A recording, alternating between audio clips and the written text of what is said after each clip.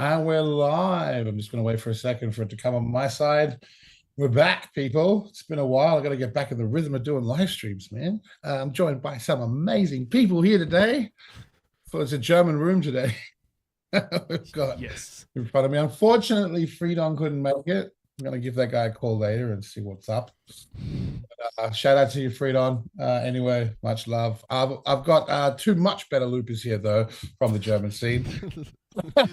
That's what you get when you're not here. Prison rules. SYJO, how are you, man? Yeah, a bit sick, but great otherwise. Thanks for having me. Yeah, it's that type of year. Weather's changing. Everyone's getting ill. I had my time as well. Yeah. Hope you're feeling better though, mate. Yeah, it's getting there. German champs next week. Very hyped for it. I hope you are as well. Yep. Been in organizing mode, putting together tech riders and schedules and all. Yeah, let's stuff. go. But no, I'm super excited for German champs, man. It's going to be epic. I'm loving what's happening in the German scene, so it's going to be cool to see what everyone's been putting together for these battles. It's going to be awesome. Yeah, and it's an awesome venue as well. So that's fun. So if I had a quick plug right at the beginning, if you're in Germany, Yeah. next week, guys, Columbia Theater in Berlin, Friday and Saturday. It's going to be sick. We've got Friday, I think, the main event, and Saturday we've got an after party in another venue. So if you go to BEATBOX Germany's Instagram, I think all the information's there. If you're around, come check it out. It's going to be fun. But we're here to watch a different season. So while we're at it, KAOS, thanks for having us here. Thanks for having us. Thanks for being. Yeah, I guess you're the host now, bro. You can be in my stream. It's no problem. Yeah, no, I appreciate it.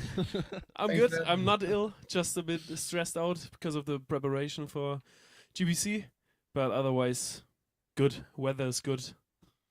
So, what have you guys also been simultaneously preparing for GBB as well as GBC? Oh no. I'm not like. It's cool. You're ready to go, right? Yeah, cool. not ready to go. Yeah, I think it's like when you prepare a track, like obviously most of the times you're gonna play it more than once, so potentially it's gonna be stuff that you're also gonna hear at GBB. You never know. But I guess it's surprised. Good training for GBB is going to a national battle of this level and Yeah. having a bit of a practice run. Although I guess it's GBB. more than just a practice run. GBC and Germany was champs. Yeah, like GBB is kind of GBC 2.0 and KBA. Oh, that's a big call. Yeah, where's the Apple Pen? What's he up to? Yeah. I don't know where he is. Yeah, he should be here, right? Damn. Yeah, shout out to all the other participants. For those who don't know who are watching at home, today is the GBB23 producer category, day 2.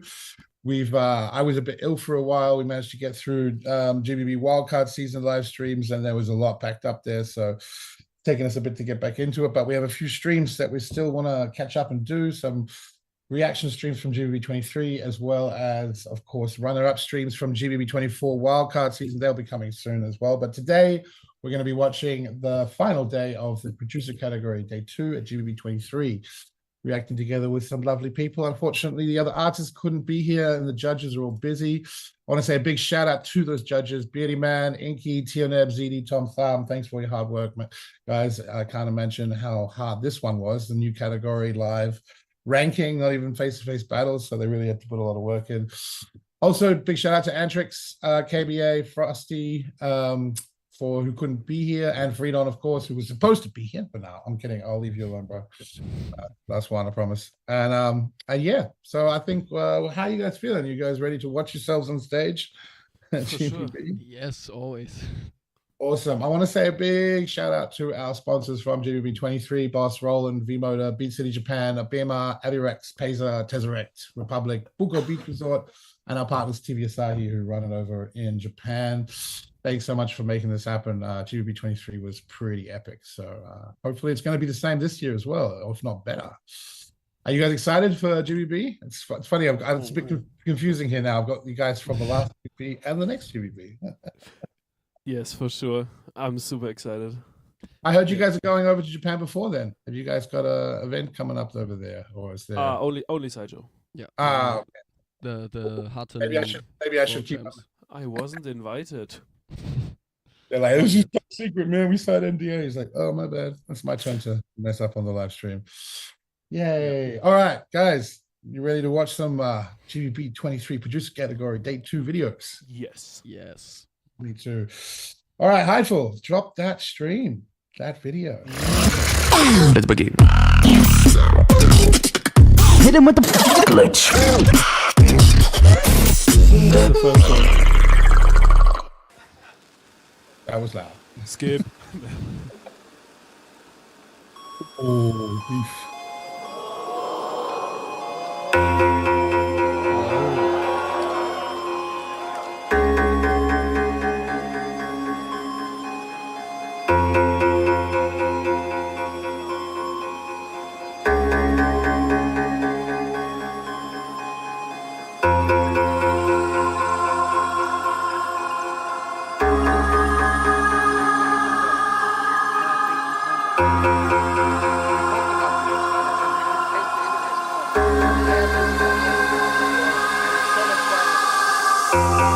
I just wanna see your eyes, looking at those pictures from the sky.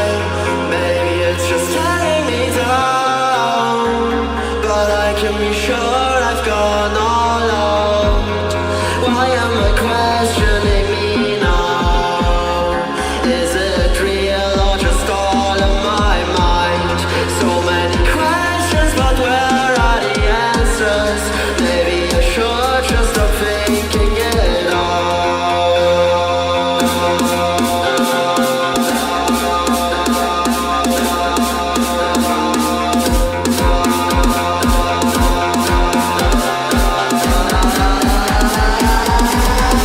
I should.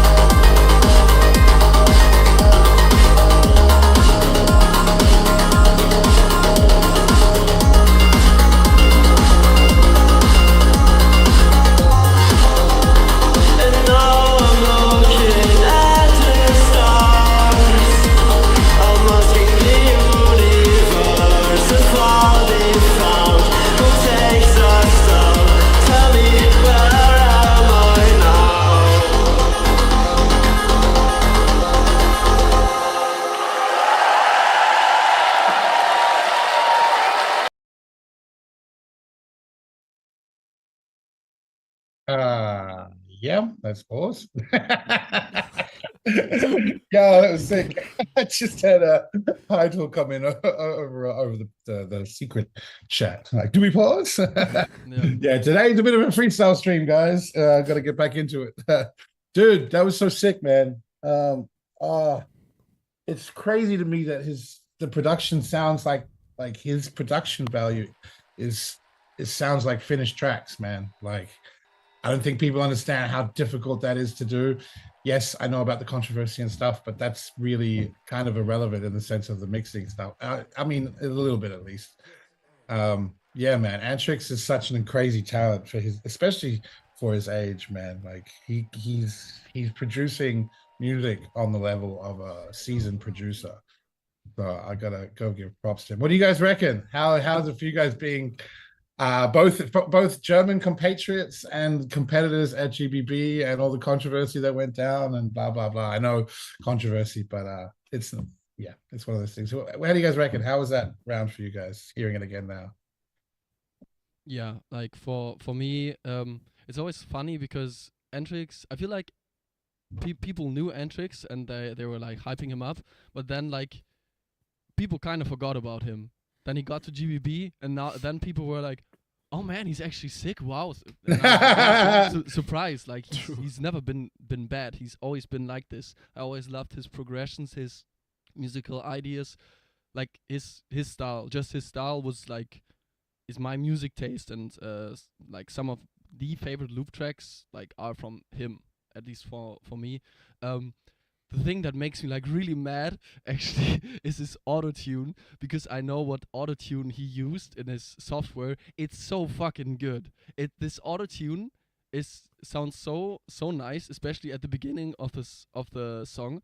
And when I think of like, yeah man, my singing was really bad for like I felt like this, especially on day one, and then I hear him with this auto-tune, and I'm like, fuck man, I also need that for live performances.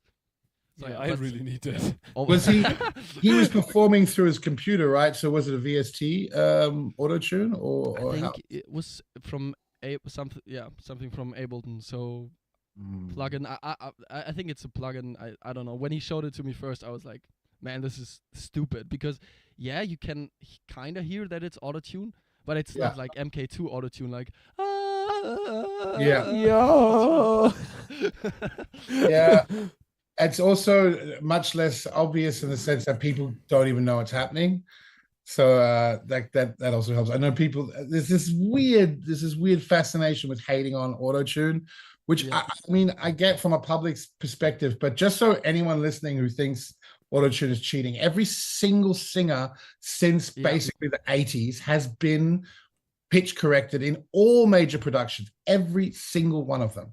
Yes, so even live, I've heard, like my father's also working like as like a DJ kind of thing, but like at events, and there's like this German artist, like I don't know if you know him, Vincent Weiss is his name, and my father saw the stuff that was going on in the background at the PC, a live auto-tune that was pitch correcting almost anything, and you don't even notice. You don't even notice when he sings that live. So people saying blah blah blah, you should take singing lessons or anything like this. They should.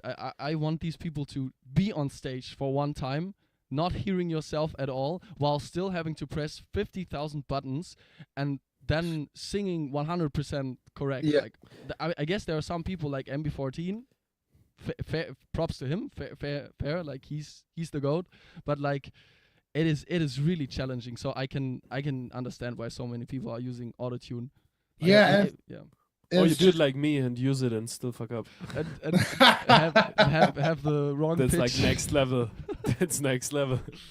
Yeah, I mean it's just this weird idea that it's like, oh, it's cheating, when really it's just like making things sound better. Yeah. Like there's no reason not to do it, even for perfect singers, like just to clean it up. I know MB14 has he's very moralistic in this area. He's, I don't want to deceive the people, which I can respect, but I don't see it as deception at all. I see it as another tool in the arsenal. And like you said, man, singers who are just on stage singing use it live. Now imagine you have to do what the producer category does, where you have to press 1,000 buttons and do all of that stuff as well. Plus the room, you never know, like GBB23, the size of the room changed the pitch. So everyone was singing off pitch because of adjustment to the frequency of the room. I think only a few people managed, like I think Gene was one of the few people that stayed, of course, Gene, stayed in pitch because they stayed in pitch with themselves, but the stuff's so ridiculously difficult. So yeah, man. I think autotune is like more than just pitch correction. You can also like use it as a stylistic thing. Like for me in my GBB wildcard, for example, I wouldn't have need to put on autotune on my rapping, but I like it more. Like I like the sound of autotune in general. That's I think that's where the confusion comes from. People see it as a stylistic choice, and then when it's not used in that way and used as like a corrector, oh, look who's jumping in. Oh my goodness. Casper live. Whoa. Oh, did we? Whoa. We just doxed his full name to the whole world. Hey man, what's going on? Oh, does my name get doxed? Oh no. Pretend to care. Okay. Welcome, KBA. How you going, man? Yeah, I'm good. Slowly losing my will to live, but it's what it is. Join the club, bro. That's just called getting older. Good introduction. I just texted. For those who don't know, I just texted KBA like, "What are you doing right now?" He's like, "I'm in the rain." That's the last thing I saw, and now here he is. Yeah. And then I went inside. I was like, "Nah, I don't want to be rained on anymore." SBX live stream rained on. I don't know. It's a tough one, man. I don't know. Yeah. We should make it a live stream. We just are in the rain. Yeah. So how's the Apple Pen doing, man? You good? I'm writing a bachelor thesis. Wow. So putting that pen to use. Good on you. Well, no, I'm using a keyboard, but you know, it's okay. We're here. I did my work for today, so that's why I get to join the stream and watch some amazing producer category videos. That's amazing. Absolutely amazing. How have you been otherwise, man? All good? Yeah, I qualified for next year. Oh, congratulations. Despite the fact that, you know, I'm the second place to never have been auto qualified before. You know, it's a new category, and it's not as many people, so come on, don't do that. You're still in. I'm not gonna let it go. No, yeah, I'm doing good, and yeah, I'm happy to do something other than look at academic papers. That's a good choice, man. I respect. I respect that a lot. No, thanks for jumping in spontaneous. We're talking about auto-tune right now, and we just watched Antrix set, and we want to know what Antrix's plugin that he uses for auto-tune is. I know. And I was just telling off everyone in the chat that they shouldn't judge auto-tune so harshly because it's well, everyone uses auto-tune in the industry. Exactly. That's what we're doing. See, people? See what I'm saying? Cool beans. Do you guys want to just jump into another one? Do you have anything else to say about Antrix's amazing set? I think we praised him enough for this. It wasn't his wildcard from last year, and we already told him like that's amazing. And I think I enjoyed this one more than his wildcard now. Yeah. But maybe the only thing is still lyrics. Yeah, but that's like it. You know why we enjoyed it more? Because he didn't beatbox the drums. Jesus. No, I'm joking, but that's the only difference, I think. Other than that, the song is the same. But okay. Maybe sounded a bit. Okay, I get the type of live stream we're doing now. Okay, I understand. I understand. Yeah, it's a big roasting. Okay, good. I got it. I mean, this is three of the four people from producer category for next year, right? Yeah, and we're criticizing the fourth. Oh god. Okay, I'm clicked in now. Damn. God. This is gold. This is amazing. Hey, SYJO started. He started. Hey man, I know it sounded harsh, but okay, yeah. You meant it that way. It kind of was, yeah. Sorry. We had a question from Lamau. Laughing my ass off. Can you discuss the rules for the producer battle this year? I guess we can have a chat about that later on. We'll see if we have some time for that, but we can maybe have a little go over it. But yeah, guys, that's just clicked to me now, and I'm like, oh, okay, I'm still getting back into the live streaming thing. I do want to say, I just want to clarify this for some people who don't know, because there are people still that don't understand what the controversy is that we're talking about. A lot of Antrix's stuff that he did last time in what you just saw was mostly not voice sourced. So well, pretty much all was not voice sourced. Well, except for the parts that were genuinely his voice, like the singing. Yeah. So he kind of was stretching. It's part of the category was the judging criteria. You get marked down for the if you use less voice source stuff. So he kind of pushed the boundaries there. And even though the set was great, it's one of the reasons he didn't rank so high, because the judges marked him down for lack of actual beatboxing in the round. And I think this year he's trying to make a statement about that by doing some crazy stuff with mostly beatbox source. So good on him, man. Cool. But still a sick round. Otherwise, you guys ready to jump into the next one? Yes. All right, let's go. Hideful, drop it. Frosty? Yes. Oh. Yes. Yes. Yeah. Yes.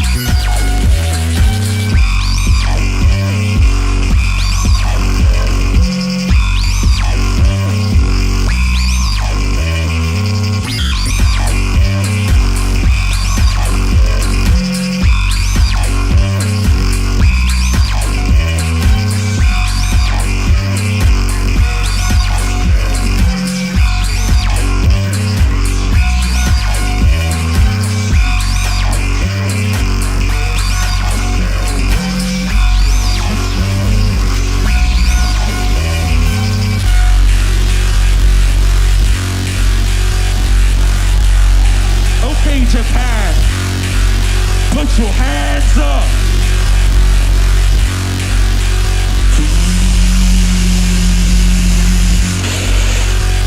And clap.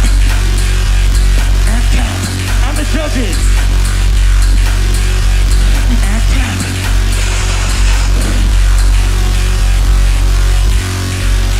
Yeah, I call it a switch up.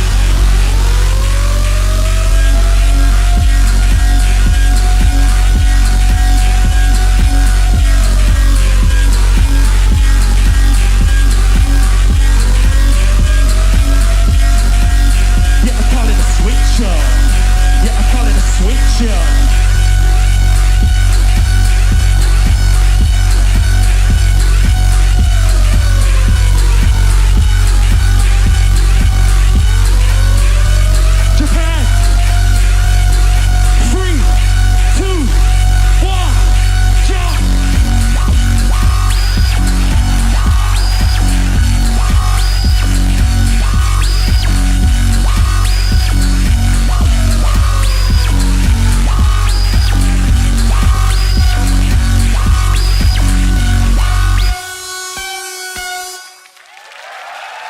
Disqualified. You had to cut the sound. That's a criminal offense, if you ask me. Criminal offense, 3 seconds. Criminal offense, straight to jail. I was like, I remember that moment because I was performing after him and I was looking at the screen. It was like 0 seconds, and then he went in front on the stage and like jumped around. And I was like, oh god, SYNJO's gonna cut him off. Oh no, oh no. No, like, look, there's a bit of leeway, of course. It has it in the rule set. It's like, you know, beyond reason. I think it's like 5 seconds or whatever before we're gonna do it that extreme. Like if you can see someone winding down, but like if he was coming up at 0 seconds and then going, okay, new drop, and then, you know, then we have to see if we're gonna get to that point. But yeah, dude, Frosty's killing it as usual. I want to just jump in with one little thing I heard in the mix. This is something I've been that's quite common with the beatbox looping and producing scene. Too much compression, not enough balance between the different elements. You want the dynamic range, so you lose a little bit of the kick in the mix, some of his low voices and stuff like that. It's really minor stuff, but yeah, I think for those listening who like to produce or do looping, watch your compression, guys. Don't over compress. Give it some dynamic range, and watch your frequency balances. So Put OTT on everything. Yeah, totally, man. Totally. Do you even know how to use OTT? Or just like, sounds loud, let's put it on? I usually put 4 OTTs on the master and then on everything else as well. That usually sounds good when I do that, you know. Yeah, I'm sure it does in your headphones at home in your bedroom. Sounds amazing. Yeah. And even better on stage. I will actually say, I think my main issue with the mix here was that the drums got drowned out towards the end when more elements got added in. Yeah, 100%. That's what I mean. But that has a lot to do with compression, because when you have a master compressor on and you add more elements, everything gets pushed down. And that's how you lose that stuff. Yeah, I guess the transients are lost. Yeah, totally. But also, like, it's hard to explain. When you've got the kick here, and then more elements come here, it just pushes everything down. So now the kick, which was up above the mix, is now below the mix and gets swallowed by everything. Beyond the frequency spectrum kind of eating everything up, it has that effect as well. So yeah, when you have too much compression and you add more and more elements, it all gets lost in the mix a bit more. But how'd you guys think of Frosty's rounds? Very entertaining, for sure. I think that was very entertaining. It's just for me, like towards the end, it got like too messy, like similar to his first day, but overall I enjoyed the second day more. Like he performed more, like he was having fun, and like that's what it's all about. Yeah, I think everyone on day 2 except like SYJO and KBA was not stressing themselves, because like for those twos it was still about, okay, who's getting first, and the other ones like Antrix, me, FRIIDON, Frosty, we were just like, okay, let's have some fun. Yeah, but like, why do you guys see it that way? Like, you guys still have just as much chances as on the day before. It's a mental game then at that point. Yeah, really. After day 1, I was like, oh, okay, nah. I mean, you can if you get first on day 2. Let's say you get first on day 2, but you were 5th on day 1. I mean, yeah. I mean, the only thing that matters, given the prize pool and the way of the setup of the category, the only place that matters anything is first. Well, think about it the other way around. If you got first on day 1 and got 5th on day 2, you've bottled it, Arsenal style. That's what I mean. So like the likelihood of happening it one way around or the other is still the same. That's why it doesn't really, like, if you're 5th on day 1 and then you come through on first on day 2 and enough happens in the ranking, you can still win, you know? Yeah, but you know, I think it was better that way, because like if I'm not stressing myself out that much, I perform much better. That's actually a good point. That's another reason why you might even have more of a chance of winning. Yeah, maybe. I mean, no matter what, you should always do your best. And I think at least for me as a performer, I don't really care about what the stakes are when I go on stage. I always try to do my best, whether you're performing for 10, 20, or 1,000 people. Yeah. So you always kind of attempt to do the best you can. Yeah. Yeah, I see the argument that that of course it's still possible on day 2 even if you rank low on day 1, but it's just like you're like, okay, the chances are quite low that I'm gonna win now, so might as well just give it my best and have fun. And the funny thing is, on day 2, I wasn't that nervous, but the moment I went on stage, I was Jesus, I was shaking. I was dying on stage. What did you rank on day 1? I ranked first. So you think that gave you more pressure and you were more nervous because but like I tried not that it.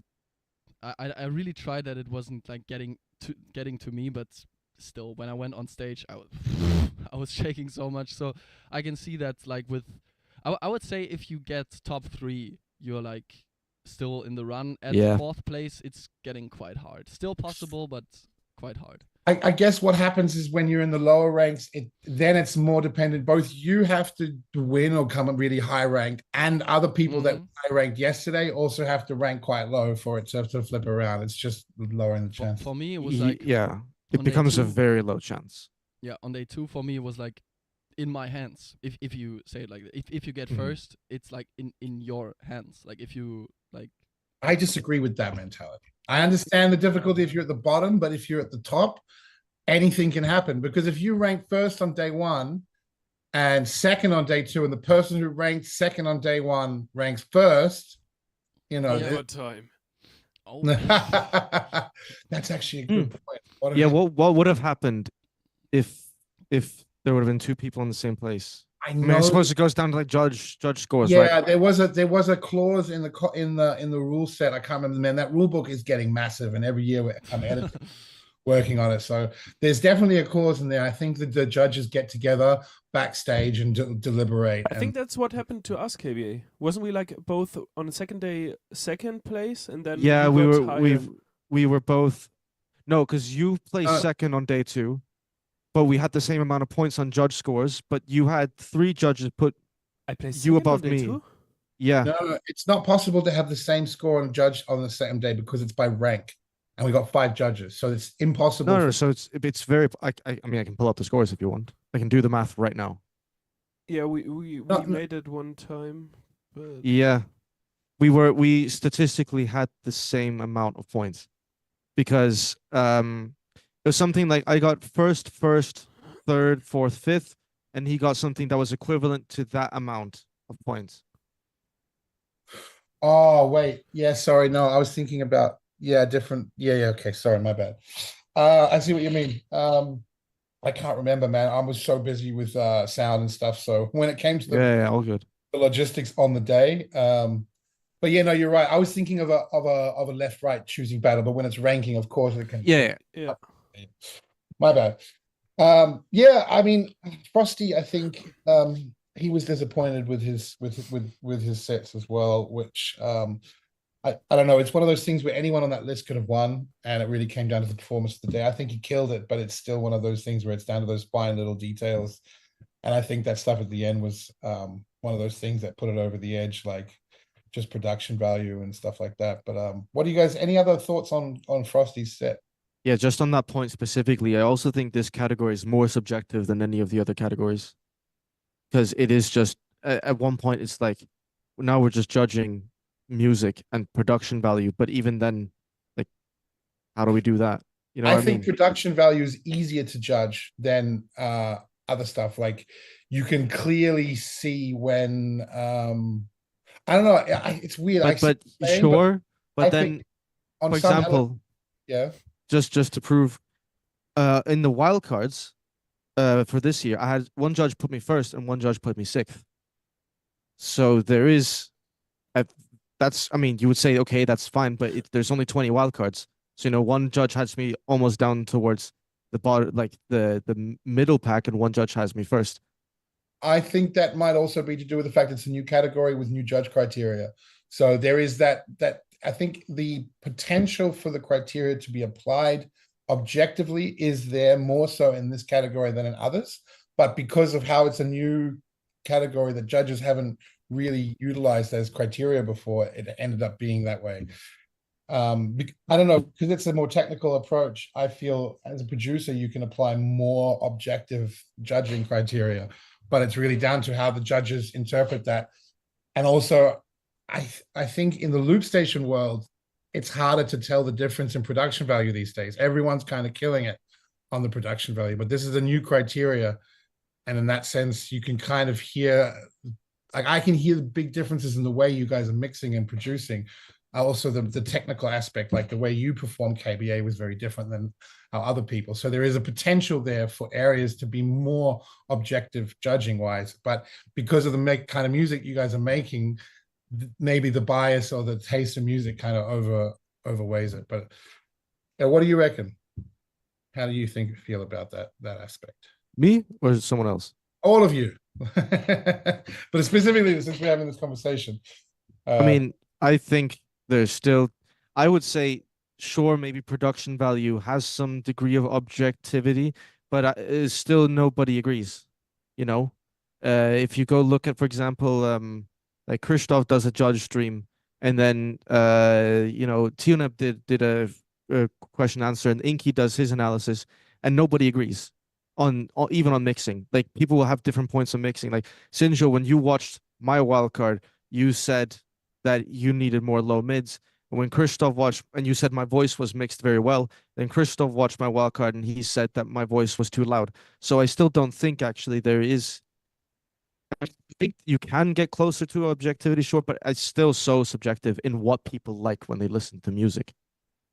I think that's also, I agree. But I think a lot of that as well is people getting used to, like, all I do is mix, master, and produce. And Christoph does a wider range. Also, what you're listening to, I'm listening to him on my studio monitors, which I mix and master on. So I have a very flat, neutral response, which is going to be very accurate.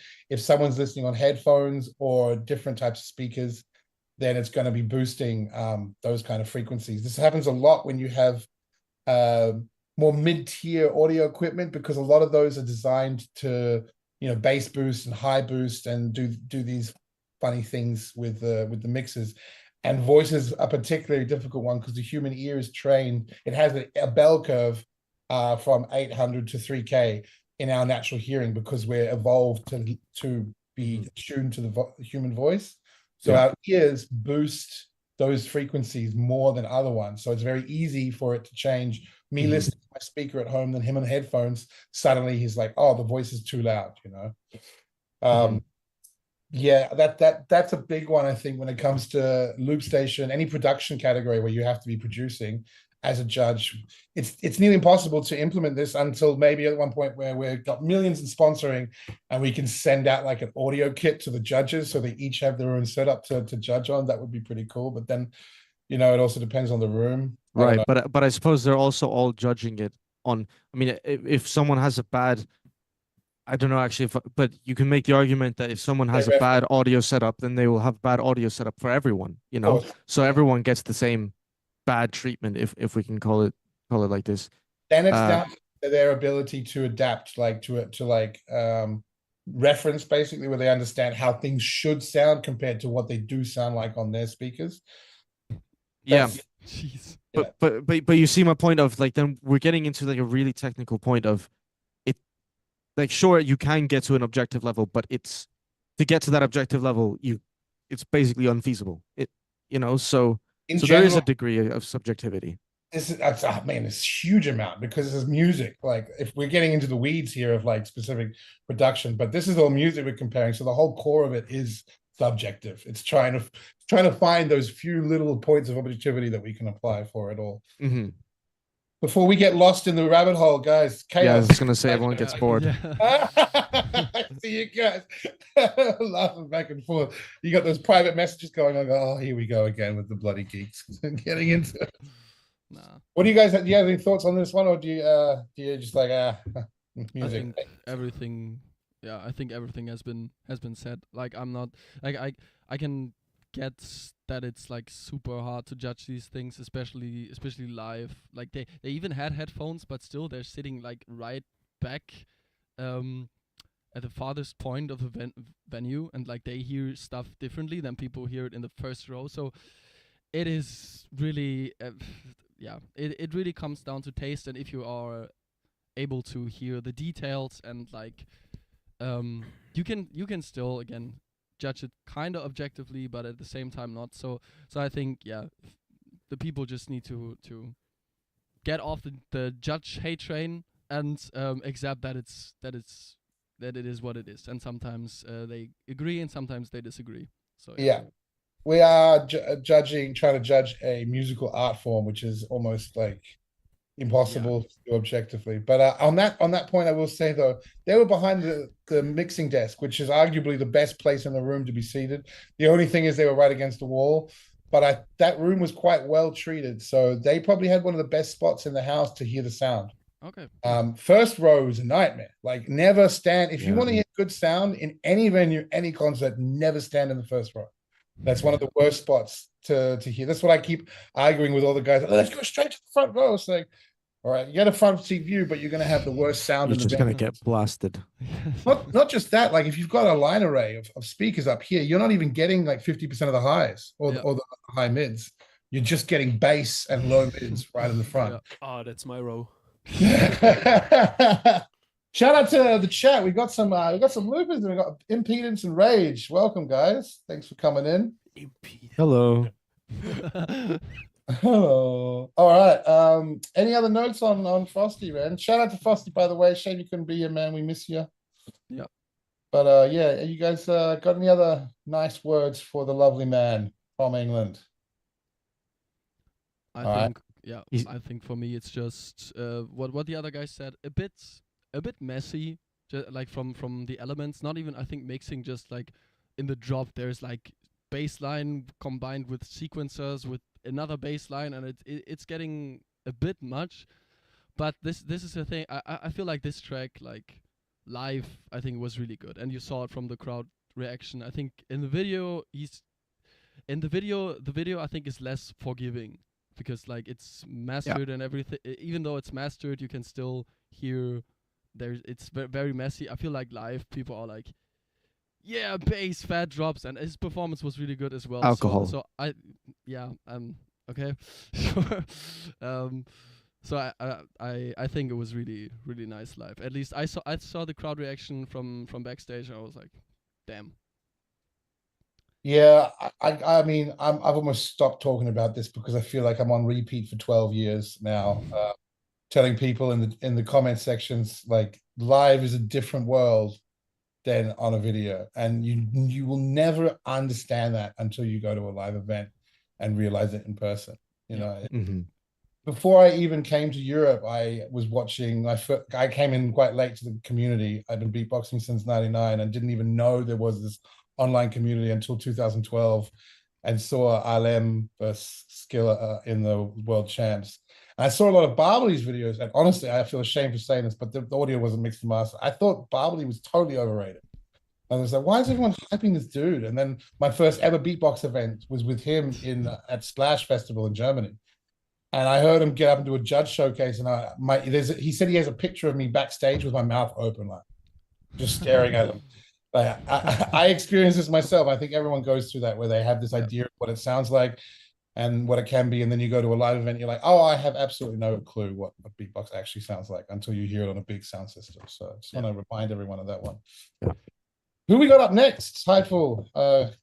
I'm sorry, I don't have the list of the order. The broccoli, man. Broccoli head. Oh, we got broccoli head. All right. Yeah. Let's do it. Thanks for showing me. I was like, who have we got next? All right, cool. All right, let's jump into it.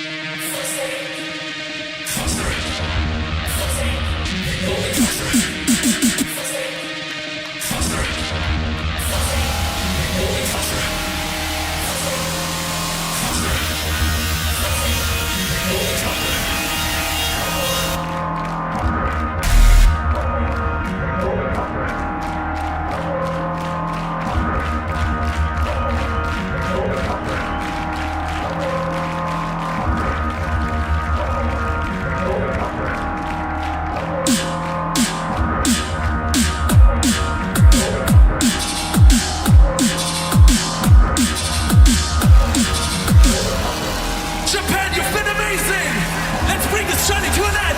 Yeah, Joe, I've been traveling in space, connecting souls to all the say I mean the heaviest space to make a drop you all in my own fucking blood.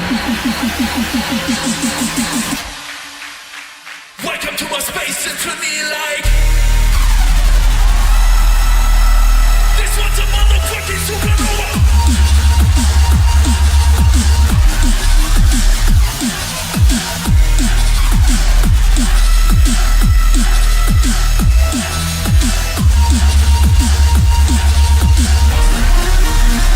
Take it back like this.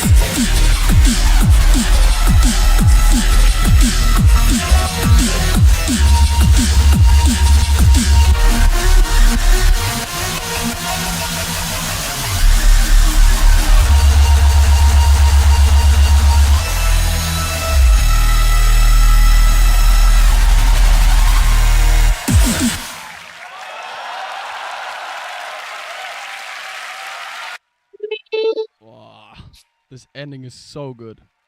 Yeah, the ending is sick. After. Yeah, reverse button. Woo! No, the movement. The combined with movement. it. That was so emo, man. Emo. Dude, look at my hand movements. That is the most. That's the happiest, most energetic emo I've ever seen in my life. So. Yeah. Dude.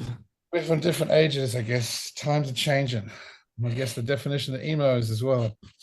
Mate, that was sick. Congrats on the awesome round. I love the, you know me. I'm not biased at all. I don't like drum and bass more than other music. No. Not me neither. Not SYNJO.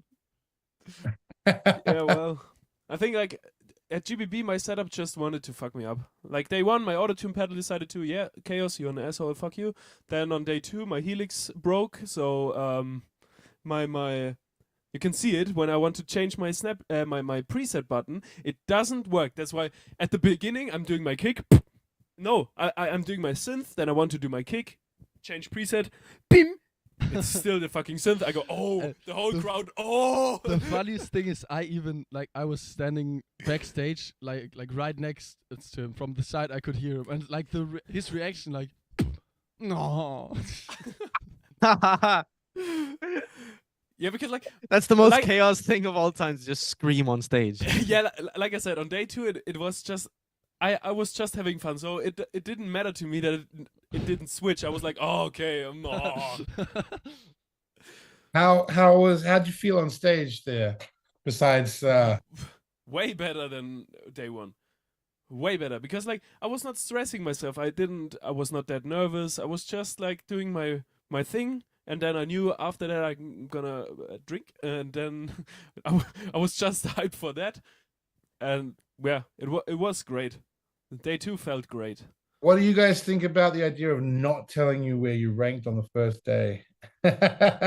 Nah. Like, I could see it.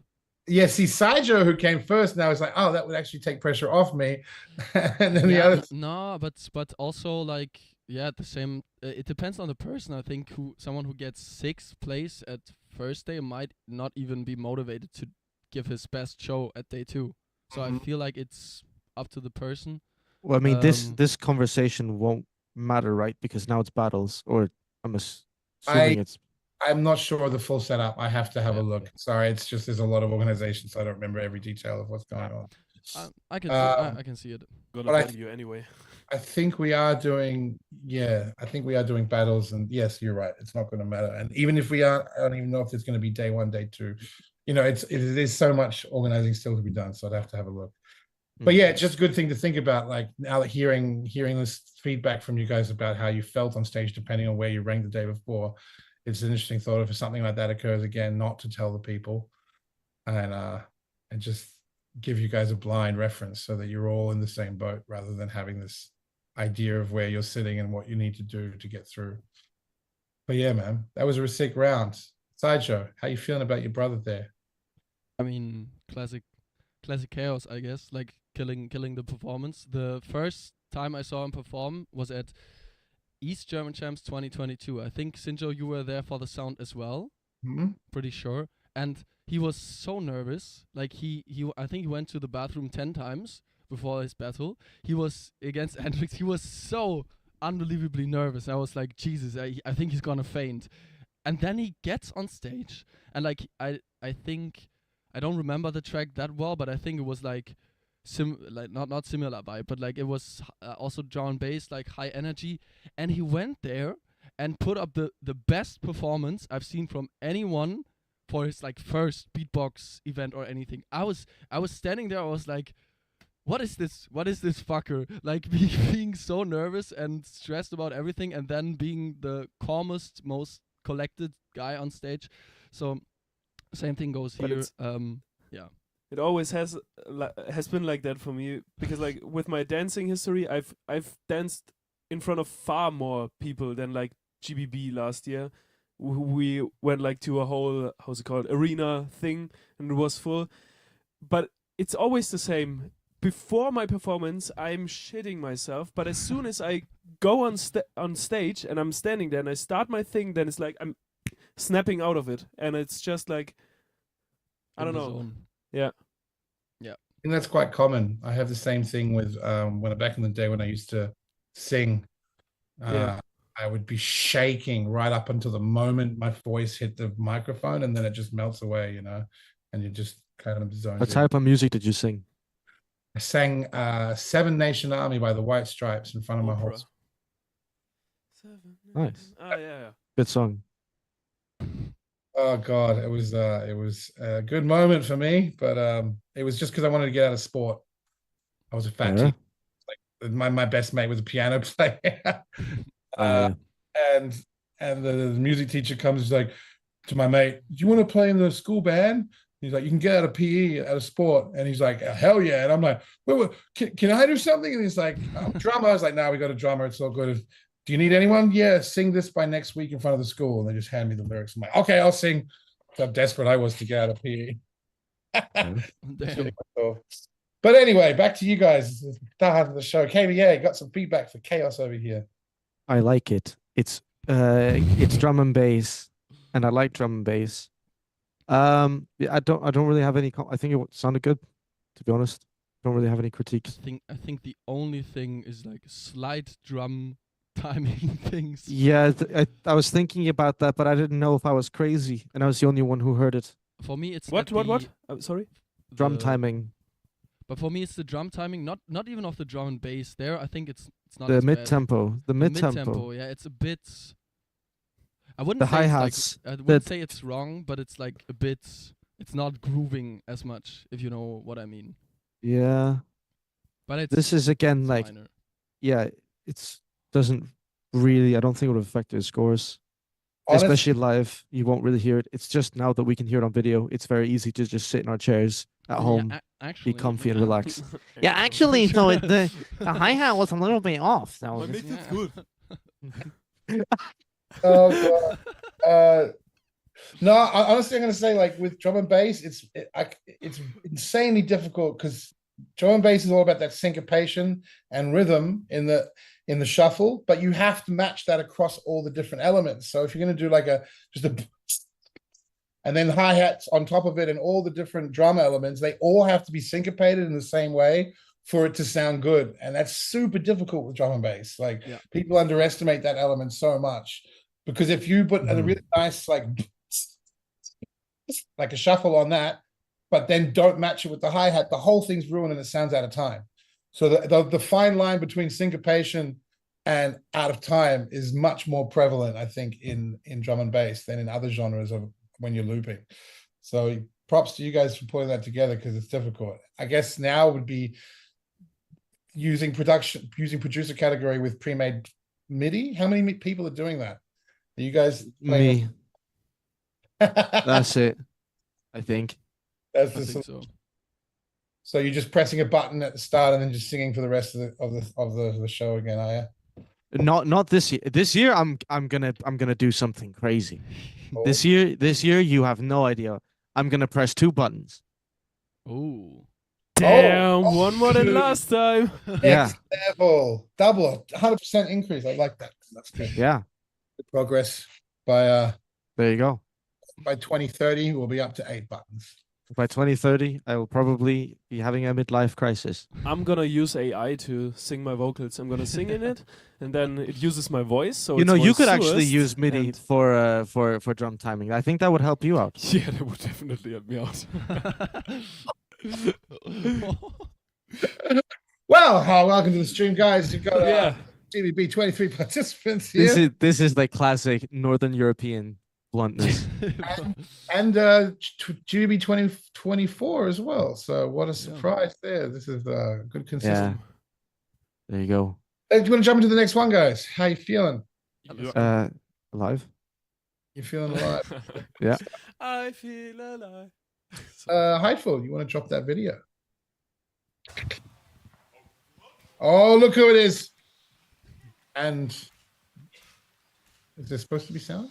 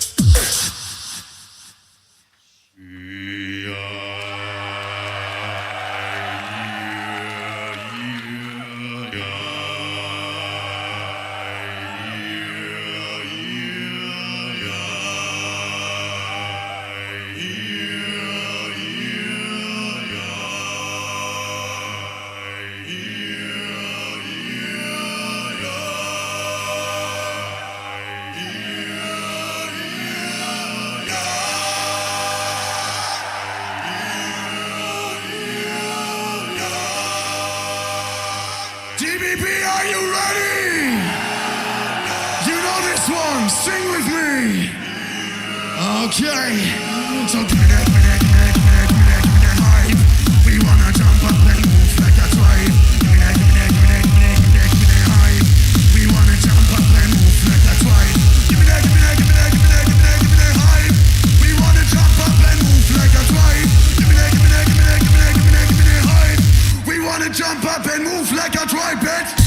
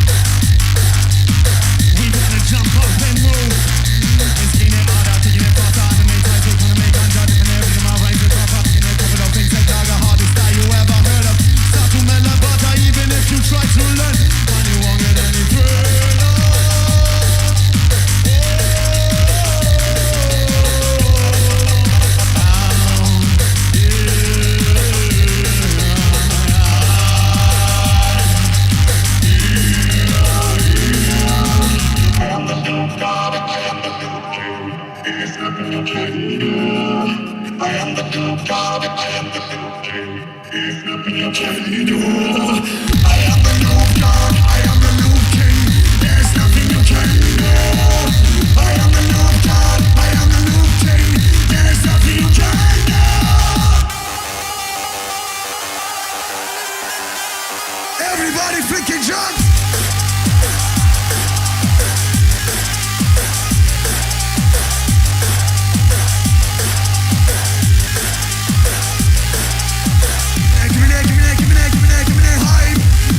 Jump up and move like a tribe. Give me that hype.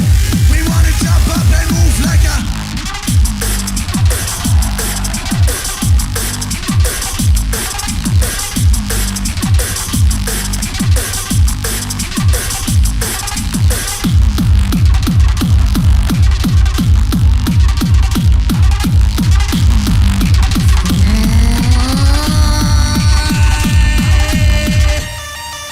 And for my last trick, I'm gonna fire the laser.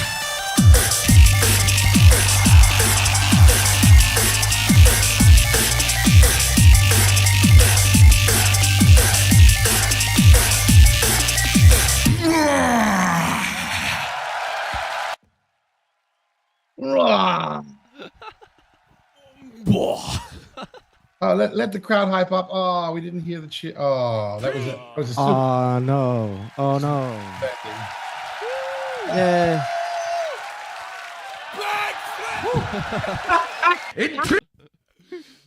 Did he scream Blackfoot when he did it? No, that was. Dude. Shout out to Freedon, man. That was sick. That's how I feel when I get like a really good takeaway. It's just when you taste the ramen for the first time in Japan. Oh, true. Oh my god. I just imagine myself doing a backflip, you know, on the stage just imploding. I wasn't gonna say it myself. Yeah, that was. I was gonna say we don't have the facilities for that. Oh, thanks, man. Smooth it over. Nice one. Freedon. Welcome to the live stream. Hey, welcome to the live stream. And look who it is. Spontaneously jumping in. These producer live streams it's just a big insult party. Hey, TIONEB. Hello. Thanks for spontaneously jumping in. You're a legend, man. How you doing? And he can't hear us. Still figuring out. He looks in like Sunday dad mode. I think he is with his kid. Yeah, it was spontaneous. Just got through to TIONEB and He's gone. Hi. See ya. Well, So someone say why TIONEB looks so dead. Well, when you get older and you have kids, your day-to-day life looks very different than it does before. So yeah, I think TIONEB was originally busy, but we managed to convince him to jump in spontaneously. Let's see if it works. But yeah, KBA, what do you think of Freedon's performance? The performance was sick. I really liked the performance. I will say, however, it did take 90 seconds for anything to happen. I feel like that's a long time to just sit and just listen to nothing. So that's my main critique, is like structuring your set. When you have 4 minutes and you spend 90 seconds building up, I mean, for a crowd, right? It's not entirely that's at least something I focus on myself, is making sure you make as many of your seconds interesting as possible. And I think Freedon could have done this better, but I think the parts themselves were very lovely. It's easy to say that when you're only pressing one button, mate. Yeah. Well, I mean, listen, everyone else could press one button if they figured out how, but nobody did. So. Oh yes. I just have to ask Impudence. Hey. Guess where he got that from then. TIONEB, can you hear us? Yes, I can, but I cannot have any. I don't know. My camera does not work apparently. I don't know. Oh, it's on. We see you. Oh, you see me? Okay, because I was not seeing myself, so I was wondering. Hello. Hey man, thanks for jumping in spontaneously, bro. I really appreciate it. Yeah, it's cool. It's awesome. How you been? I'm good. Bit tired, but good. Yeah. That's good to hear. Working a lot. Yes. You? Yeah, sounds about the same, man. Tired but good. Okay. Nice. So we've just gotten through Freedons. We've got 2 more producer day 2 wildcards to go. So I'm glad to have you here for the last bits. Wildcards. Day 2. Sorry, this is see, tired. Yeah. GBB23 day producer category day 2. How was it judging this category, by the way?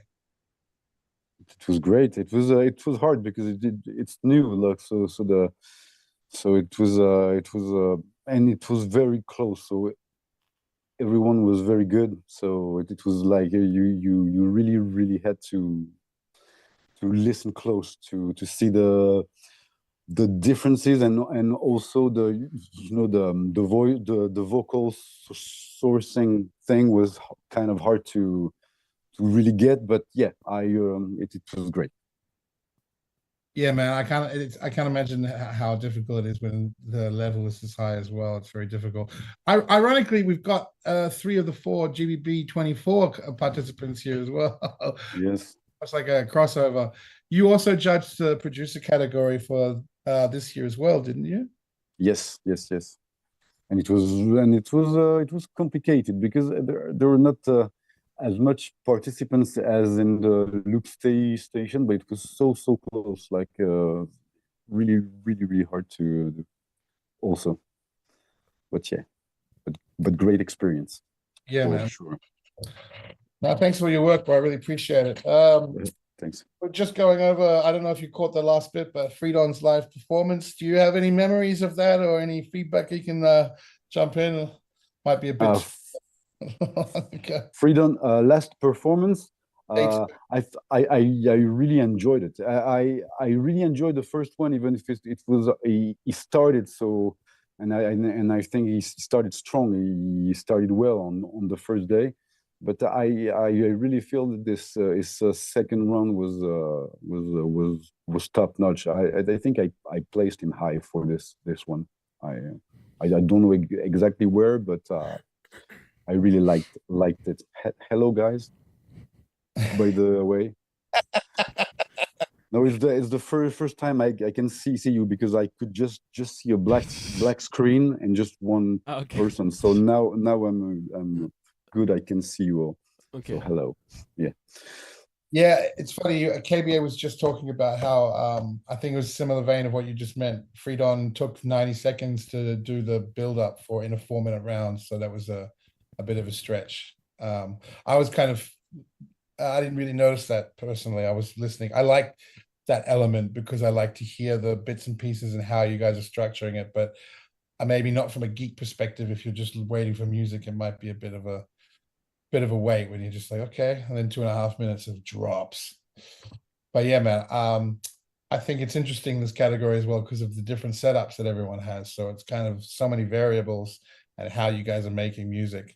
Be interesting to see how this develops in the future if we bring in more standardization or less standardization. I don't know. What do you guys think how this category should evolve in terms of regulations? Should be less regulations, more regulation? That's sorry. I clicked on the button. Personally, I think less. Because nobody knows what's happening anyway, and everyone's running such different setups, but it all kind of ends with a similar end product. So it just becomes a matter of like telling people how we should do things, and that's kind of the whole. That's against the idea of creativity, is telling people that their way of making things is better or worse than someone else's way of making things. Yeah, I think because of the fact that it is a beatbox event, there has to be the core element. Yeah, so that's what I would say is, as long as you beatbox, you can do whatever. For me personally. Yeah. I think for me personally, it's like, I think for the judges' perspective, it would be easier to make it like, okay, so its producer category is loop station, second device, MIDI controller, or let's say BOM, or like this core. I think this would be the easiest to judge. Personally, I don't care though what you are using. In the end, it's always been about the music. And like, even if you see it from this perspective of like, okay, so let's say GBB23, who won, even though everything was allowed. Like Frosty was using BOMBox and Helix, so like really OP setup. And who won? Yeah, the guy with Mark 1. So in the end, it's not about the device. It has never been. So for me, it like, use whatever you want. Like that's my opinion actually. Yeah, I think that was the idea of the category. So I agree with you totally in that aspect. It's just because it has to fit into some kind of competition. Yeah, I like having Christoph there as a referee. I think that element. How is it for you guys, TIONEB, as judges, having Christoph there on the side as a referee for the producer category live? You mean how it was in which way? Well, like, was it helpful? As a judge, that element, did that help decision making and understanding of what's going on, having Christoph there and checking everything? Having him explaining every setup, yes, but also feel like to rebound on the last question that maybe this precise competition should be freer in the way that like it should be like the best, who has the best show, like who has the best show, and then we should incorporate a special note that say that how much beatbox do you incorporate into your great show, and then you can, but maybe it should be judged less on particular points and more on the globality of the show, and maybe add just the fact that how much do you use beatboxing and how do you use it, like for example, there could be people who have pre-recorded beatbox sound, but you use it in a creative way in their show, like playing them, or what I mean is that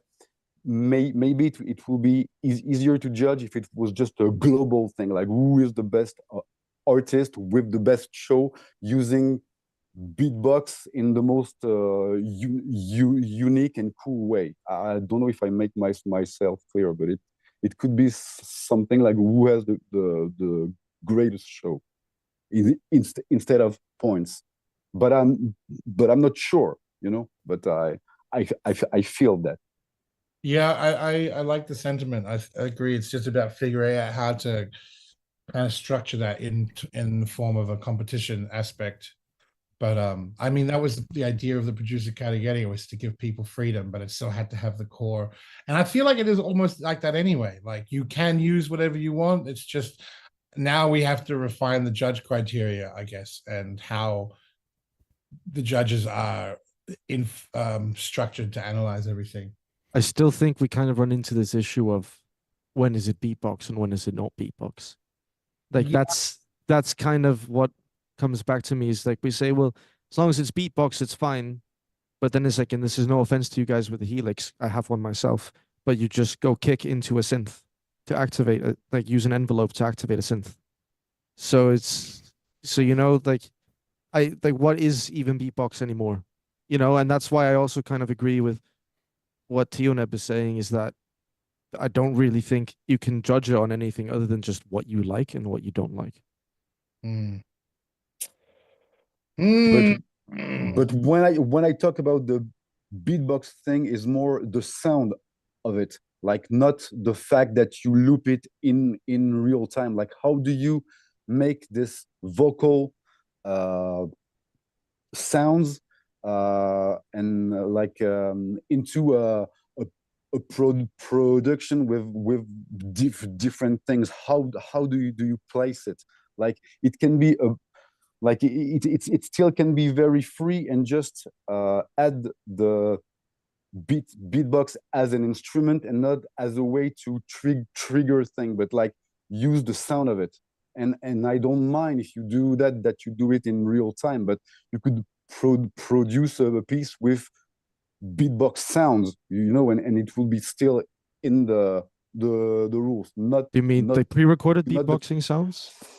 Even like if we make it like completely free, what I mean is that if okay, you can use any computer you want, any loop you want. What we want is the best show, but it's beatboxing, so we have to hear it at some point. So the way that if your thing is not to play it live, you can use beatbox sound into a production set. You know, like what I mean is that if you make it free, you can do whatever you like, and then we can bring back the beatbox thing into it, but by the texture of the sound and like how much voice, how much beatbox is in your composition. I don't.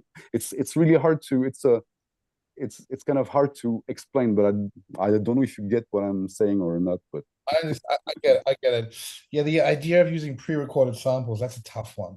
Like if you sit at home and like really sample your own beatbox and put together really nice pre-produced sample packs and then use them live, like Oh man, it's a really tough category. There's so many variables and there's so many directions you can go in. But yeah, with these are talks that we need to have ongoing, and it'll shift and adapt and evolve, I think. But yeah, shout out to. Sorry. No, I was just saying shout out to Freedon for the Yes. showcase. I was I love my drum bass. You know that. If you want to get me, you know what you need to do. Good thing I'm not a judge. Drum bass first place every time. No, I'm kidding. I can remove the KAOS would be happy. Or Casper. We've got a special Mac product ready for you in the next showcase. You guys ready for another video? What? Yes. Huh? We got a Mac product, you know. Pen, man, guys. What? I'm so sorry. confused. I also. Apple Pen. God damn it. Ah, cool. Oh, Cool. God. Guys, come on. Oh yeah, I forgot it because the joke is so bad. BEATBOX.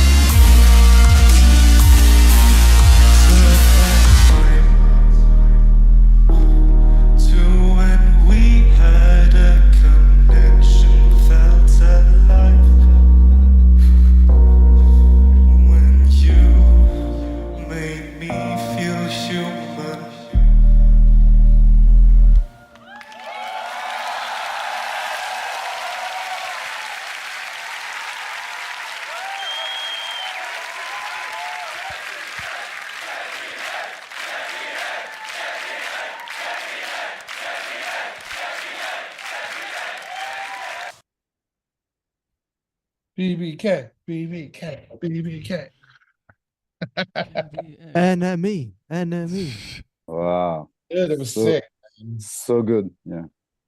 Yeah, I haven't listened to that either since the day I didn't watch the video. So Yeah, I saw the stream, but I actually hadn't seen the video.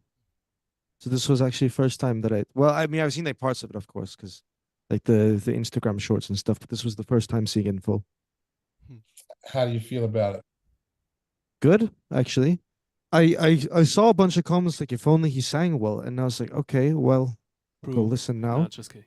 And I'm like, well, it actually doesn't sound bad, so I don't actually really get those comments. No, I think your singing is the best. Yeah, I understood it on the first day. It was singing. Fair enough. But on this day, I'm actually confused about the singing critique. But I will say, I remember in the moment, I have to sample my voice to make stuff, and I have like an auto tune to make sure that the pitch is correct. And for some reason, my voice was like, I think it was because I was nervous. So I was like almost about to sample like pitch inflections, which would have made everything sound terrible. So I remember when I was starting it, like when I was like getting everything ready, I was like, okay, well, there's a chance this is gonna sound like the worst GBB performance of all time. Jesus. I was like, right, well, you know what? At this point, it's just gonna go. It didn't. See, guys, we all still hate ourselves. Doesn't matter how big you get. That's what I meant by the placing of the first day, because like KBA was really nervous on the second day. I remember I was like Chillington, and KBA was like other side of the stage, this side of the was walking up and down. And I should have counted my steps backstage. You were zooming. I think I actually walked the 5K backstage. Yeah, I think so too. But it shows. It shows on stage that you were stressed. But I felt. I still feel. But I felt. I remembered that it went well with what you were singing. That I could hear this maybe fragility in your voice at the beginning due to the big pressure of the sound in the room. You can feel it, but still you're very in tune, and I think that added something. And at the end of the tune, we can feel that you're more in it, and like so I think it was great that this stress was there, because it gave an edge to your thing. Also, it fit the vibe of the track, because it's an emotional track, and then like if you're emotional, your voice gets shaky, and then I think it just fitted. Right. I was also thinking, like, I remember when I was on stage, like, you can't really perceive if people are enjoying it or not, because like there's, especially with this crowd, there was two modes. There was violent jumping, or there was like very intensive listening. Like it's like a Duracell battery. Either it's on or it's off, and there's no in between. And since this isn't like a go hyper track, I was having a really hard time like deciphering if people were enjoying it. So it's like really trying to fit, am I doing well or am I not doing well? And then at the end I say, oh, okay, they enjoyed. Nice. Okay, cool. Yeah, that's a tough one. I find that a lot in the beatbox community, especially where it's that duality of either going nuts on a crazy drop or just staring, waiting, and listening. And it's very, in any other music genre, you don't really have that. Like there's always kind of or not even genre, but like in terms of performance, like even if you're a beatboxer that you play on a festival, people aren't standing there, it's just staring at you waiting as much. The battle scenario where it's like two modes going crazy, or just like, okay. And then when you're in that moment as an artist and you're trying to feed back energy off the crowd and everyone's just standing there still looking at you like this, it's quite hard. Yeah. Because then you start second guessing yourself, like, is this terrible, or are they just so enthralled with the music? Am I about to get flamed online, or am I about to get praise? Who knows? That was day one. I think day one for most of us actually kind of worked like this, because after FRIIDON, like, took the energy and just ripped it from all the people. I feel like people were already kind of like exhausted, even though it was like the first thing on GBB. But like, that was for me day one. I was standing there, and after my first song, I was like, should I just like stop and leave, or like, should I continue? Because I just didn't know if they enjoyed it or not, because I didn't get a Because they reaction just at don't all. look satisfied at all. They're just like, okay, cool, what's next? Yeah. But like it's actually not like that. It just seems like it. Yeah, I think as well that's a tough one because it's a brand new category that no one's heard before in a new country that we've never done GBB before. As the first thing on the first day, it's all 3 things lined up, so everyone's just there, kind of, okay, what is happening? Where is this? And the artist on stage is like, do people even like what happened? Yeah.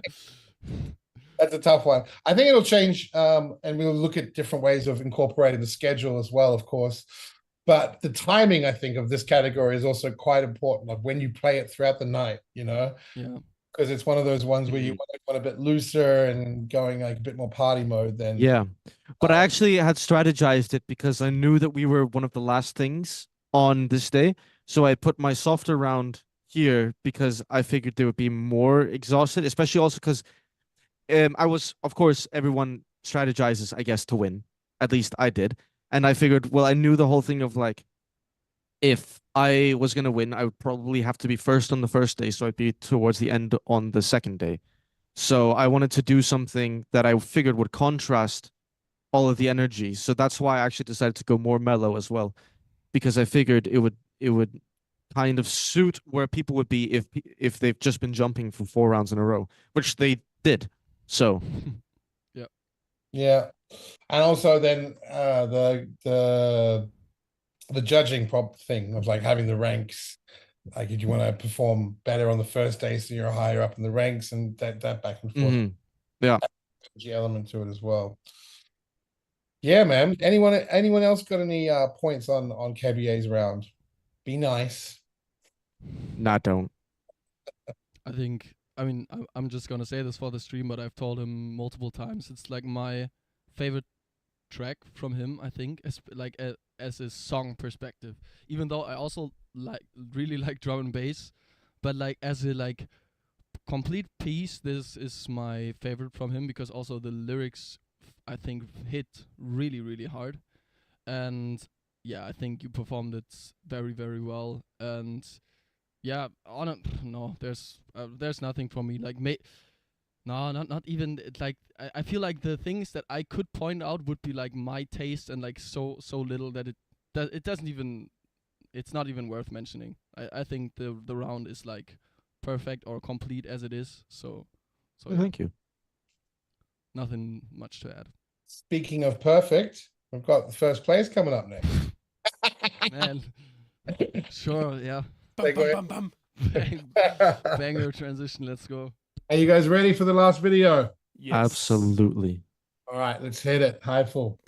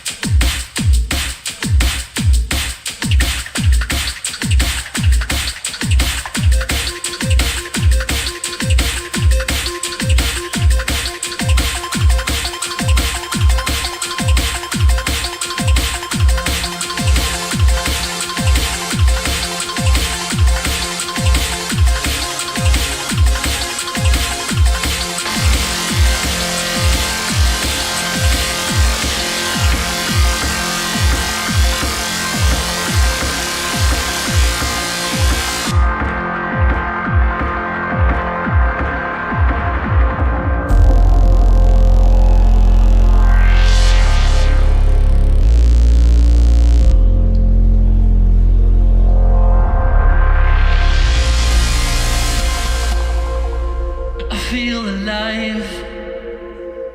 Like the wind, I'm floating through the air, right into the sky. Something else is taking my control. You are the only fire that's burning in my soul. I just fly somewhere I've not been before, someplace I've not seen before, somewhere we don't feel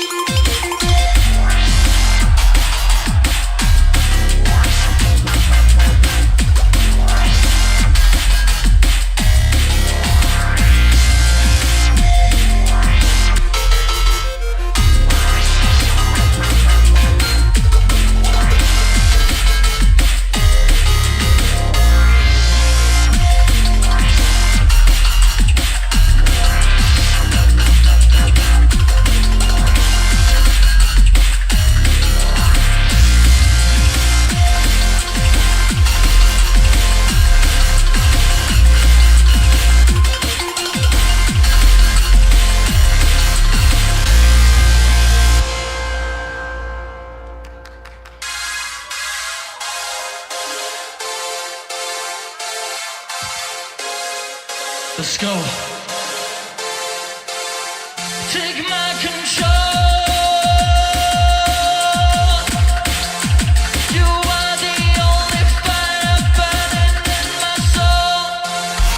Get my control. Japan, are you ready?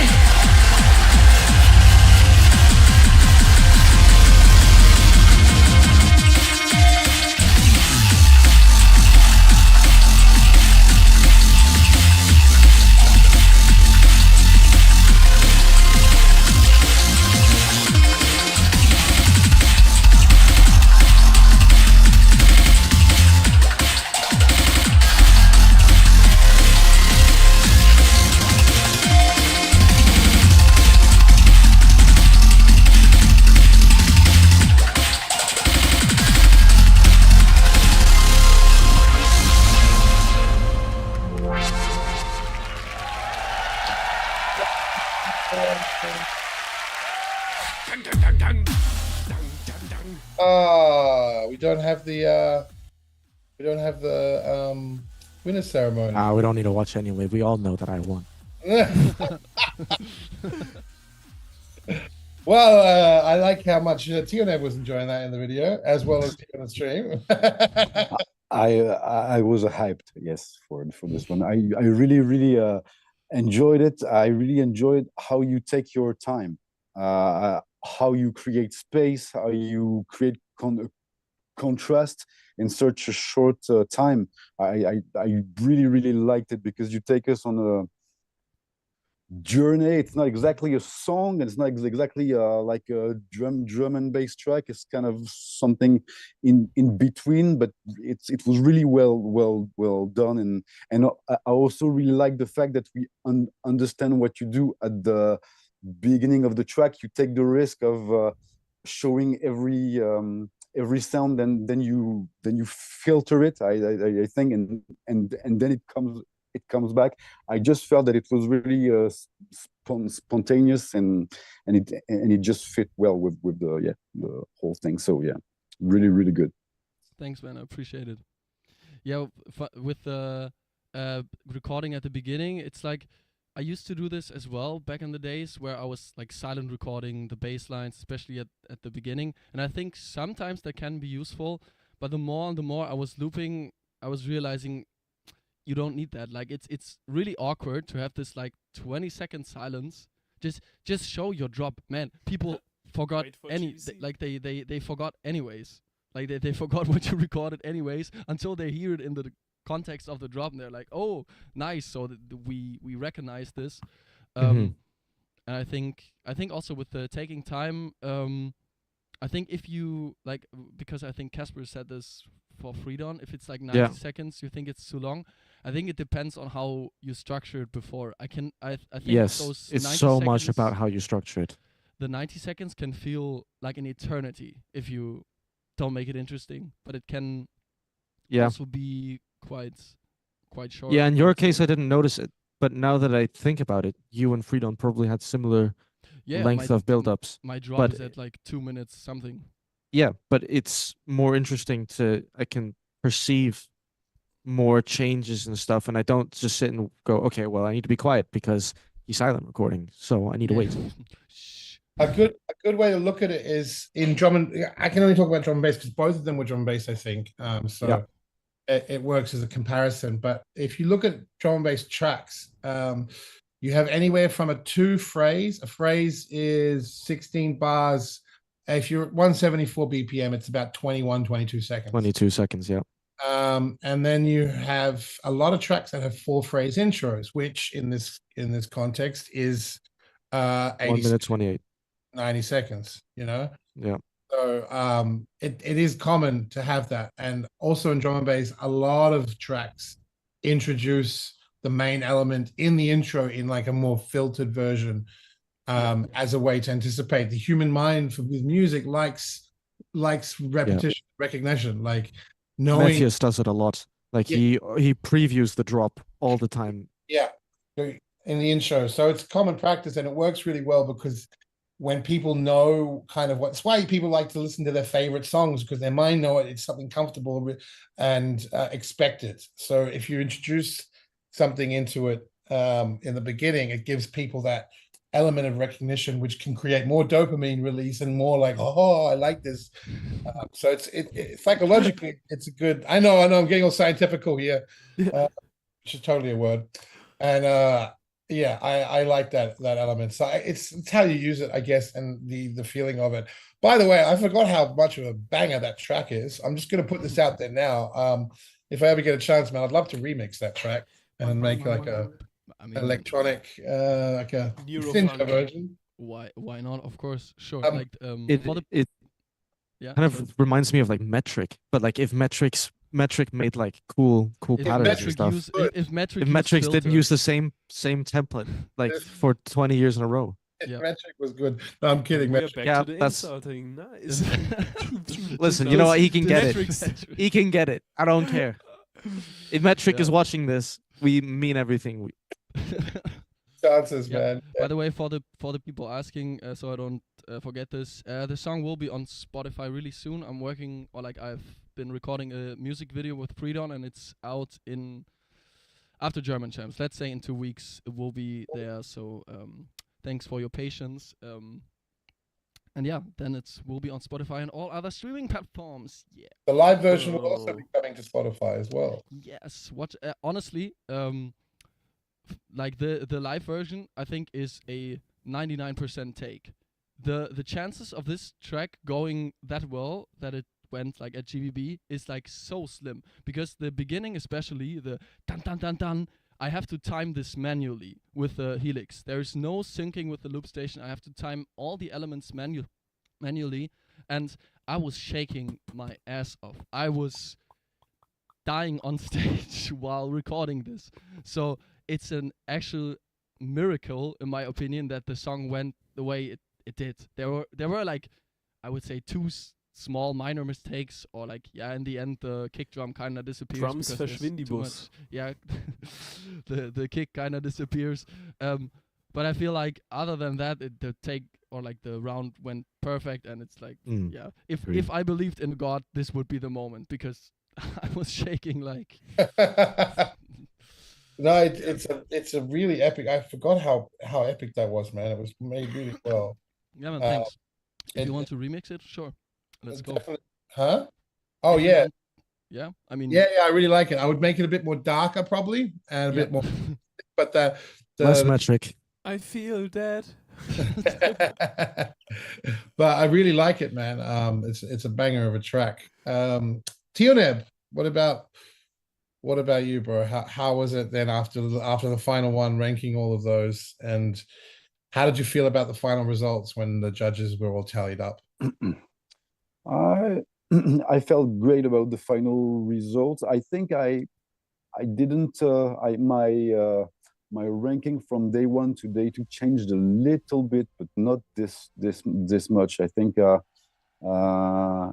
put I'm not I don't remember exactly my ranking, but I know, for example, that KAOS, I ranked him higher the second night than the first, because I thought that and I explained this to you, that I thought that you left more space on the second one. Yeah, too much energy on day one. Too much energy. It was not too much energy. It was like in the spectrum was more full, so I wasn't enjoying your drop as much as the second night, because okay. second night there were more, I don't know, more poses, and I just so I know for sure that I ranked you higher the second than the first, but other than this, I don't think I changed this much. So and I think the final rankings were close to what I felt. So yeah, I felt great. And I remember very well the after party also. Not all of it, but yeah. How do you know? Huh? You sent me one photo album, and I don't remember anything that happened. Yes, I remember this very, very well. It was cool. Yeah, very, very great night. Yeah. Yeah, congratulations, guys. It was for I want to say preview for a premiere of a new GBB category. I think it went really well. I mean, it's back this year, so it obviously went good enough to warrant a repeat, and I really enjoy it. Like, for me, this is heading in the direction that I think that's inspired me the most in beatboxing. It's where Beardy Man, for example, like this is the kind of stuff that got me into the potential of beatbox. As a kid, I always thought it was a bit of a gimmick, if I'm honest. I was addicted to it. I did it all the time, but I didn't see where it could go until I kind of saw some of the stuff that Beardy Man was doing. And now it's kind of manifesting itself within GBB. So for me, this is really exciting, and I'm really glad it went so well. So congratulations to all of you guys for such an amazing performances and music, and to the judges for doing such an amazing job, which is really difficult in a new category that has completely new aspects to look at and a different way of judging. So it's not easy. I actually just wanted to say, I keep seeing this comment online where people say that they don't really like the producer category because it's not beatboxing. But I think that's kind of disregarding. Like, I feel like this producing category has historically been a bigger part of beatboxing than looping. Like the loops. I mean, you look at like MC Xander and Dub Effects and all these guys, they plugged in loads of machines and stuff in Beardy Man. So I don't get this whole comment of like, it's not beatboxing. Like, well, like historically, there's been two ways of beatboxing. There's been the producing, and there's been the solo. Like these are the most historical categories within. I'm calling them categories. They're not even categories. They're forms of beatboxing. They're forms of expression. Yeah. If you want to get real about it, sorry to cut in because I'm very passionate about that topic. If people are serious about making a career as a beatboxer, they've got to get out of this bubble mentality of pure, like being a purist. Like everyone finds their way. Like Beardy Man has this thing of like, everything I do has to be beatbox, even if it is stretched to the full limit. That I understand, but this idea that this is not beatbox, this is beatbox. Well, the people that have actually made the biggest careers out of beatboxing are the ones that have gone down that path of production, because it connects with mainstream viewers much better. And that's the reality of a niche art form. You have to bridge it somehow. And no one goes to listen to a drummer no one goes to listen to a guy drumming for 60 minutes, you know? Except for maybe 10 hardcore geeks, you know? Yeah, of course. So there will be that, like, there'll be those like extreme fans that'll be like, yeah, drumming. But the rest of the guys will want to hear drumming in the context of production or in the context of a live band. It's the same with beatboxing. Like, we have to, if you want to use beatboxing, you need to find a way to adapt. It's a tool, and people look at it as the point, and I've never seen beatbox as the point. Beatbox is the tool to get to the point. But I think it's this little, it's the mindset, like when people are saying, our producers getting too far from beatboxing, I think that's to do with a bias because of history. Like, this is what they're listened to and seen for so long, so that's the default. But by introducing the category and by standardizing it, after a time, it'll become natural that this is also beatboxing, this is also related. So I think it's a mentality and a mindset thing of just getting people used to this way of performing. But for me, it's the way that if you really want to get out there and make a living from this, you have to connect more to the mainstream, because that's where the performances will, historically speaking, the ones that have made the biggest careers out of it are the ones that have been utilizing a lot of that aspect. Yeah. And that's also for me why I kind of have a conflict internally about whether something like Antrix did for this GBB specifically should be allowed or not. Because sure, if we're being beatbox purists, no, it's not beatbox, but at the same time, it's dope, you know? It is amazing. I think it's just how far do you go, because it is still right. Okay, I'll say if he actually beatboxed the drums, then I think it would have been dope. Like I think it should have been fine. For me, that's the major thing. Yeah, I think just that change alone would change the concept of it, because you know, if you're just gonna use electronic drums and everything electronic is just triggered by the voice. I remember Beardy Man saying that on the sound check, like almost the same. Like he's fine with everything, but not beatboxing the drums. He does not know if that's like cool. I agree with that one, but yeah, man, I think this is a way to kind of introduce people to this mindset of this is a way forward to still beatbox, do what you love, but bring it to a different audience. And I would say the same argument with all these people saying, oh, it's stop singing. It's not a singing competition. It's like, no, this is the kind of stuff that's going to get more people interested, bring in more viewers, which brings in more sponsorship, which brings in more money, and then elevates the art form completely. It's a whole knock-on effect. Like, we can. Yeah, I don't think people really understand that the majority of people in the world don't want to listen to just completely pure beatbox, unproduced, unmixed, unmastered, not on a microphone, just the human voice beat. Like, sure, that's cool for some of us. I personally don't even really like that much. But once you start integrating the human voice into lots of different art forms, into singing, into producing, into looping, then it's dope, you know? And that's what beatboxing can do. But it's not gonna get far on its own. Yeah, it's not. And I think one thing that people keep talking about is it's going to replace. They talk about it as if this stuff is going to replace the other beatbox, and it's not going to. It doesn't just disappear. The other stuff, the underground, the things that we like geek out about, that still exists and stays there. That doesn't get erased because this gets bigger. It's just like this stays there and this grows, and it just brings in more. But I see a lot of comments. It's like, oh, beatbox is now just a singing competition, and like I want the original. That original geeky stuff is still there. It doesn't go away. It's just, it's just bringing in new viewers and expanding the reach. And you need to connect with. If we want to make this serious, we need to connect with people who listen to normal music, and singing is a huge part of that. So like people like Gene really inspire me, who have kind of melded those two together so well. Yeah. TIONEB as well.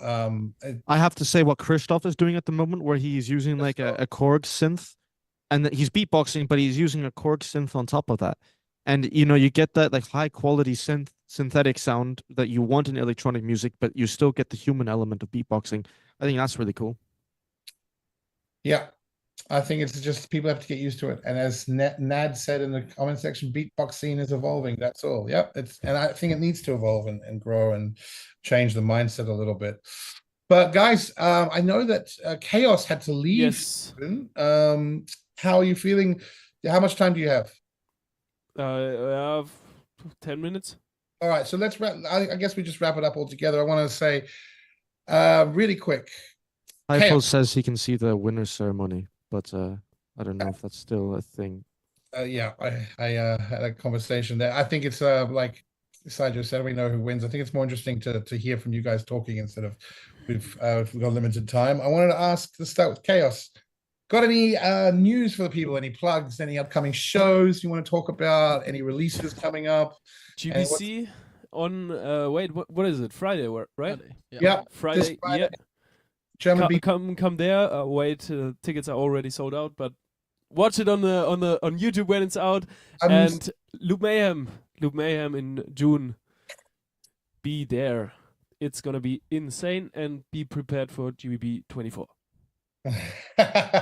Sorry, I keep jumping in with you because I'm involved with the same stuff. But with tickets, there is some people still selling tickets online. So if you go to German Beatbox Champs Instagram page, there's comments. I see a lot of people saying they've still got tickets, they can't make it. So if you go to the event, I still have a ticket. if you need it. Well, there you go. So if you are in Germany and you want to come, or even nearby, and you want to make a trip to Berlin for the German champs, we missed last year. Then yeah, hit up the Instagram and post around to see if there's any spare tickets, because there are a few floating around, I see. But yeah, man, and Loot Mayhem.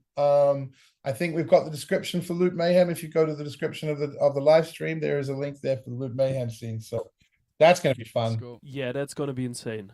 Yeah, that's it's not as much as a battle, it's more showcase style stuff. So yeah, I'm gonna battle KAOS, fist fighting style. Yeah, he's gonna press play and then we're just gonna fight. Yeah. Yeah, I don't want to ruin it. I don't really know what I'm allowed to talk about and whatnot, but it's going to be different than what people are used to. It's going to be more showcase with a little bit of back-to-back action, and it's going to be cool. Yeah, I mean, it's what we did last year, but just bigger. Yeah, bigger and better. And better. I'm excited for that. SYJO, have you got any stuff coming up? Yes, yeah, like almost the same events KAOS was talking about. I'm also in Japan with Casper in July for the Hutton World Championships. So yeah, for all the guys from Japan, Hutton, invite me. You guys just make a wild card. No, you can come to the event and meet us if you want there. You have to be top 2 in the world to be invited. Top 3 not enough. No, I'm joking. Yeah, I got some music to release again. For my GBB stuff will be on Spotify soon. Nice. So stay tuned. And I have merch now. I have shirts which I will be selling at the German champs. So get them there at the merchandise shop. Sick. If you want to get a cool shirt.